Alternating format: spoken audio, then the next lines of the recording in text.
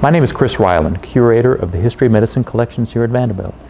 At September 5th at 3:30 in the Special Collections Reading Room, I will be giving a Curator Talk on our new exhibit, Food for Health and Wealth, 5 centuries of cookbooks and recipes from the History of Medicine Collections.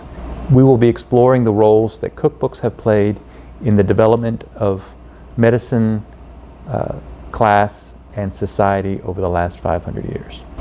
Many of the older cookbooks especially include medical remedies for bruises, whooping cough, smallpox, consumption, the plague, just about any conceivable injury or disease that might have been prevalent during that time. They also include many common foods such as stews, puddings, pies, custards, and broiled game and poultry. These cookbooks are not just about recipes, but they're also about the people who cooked the meals and put the recipes together.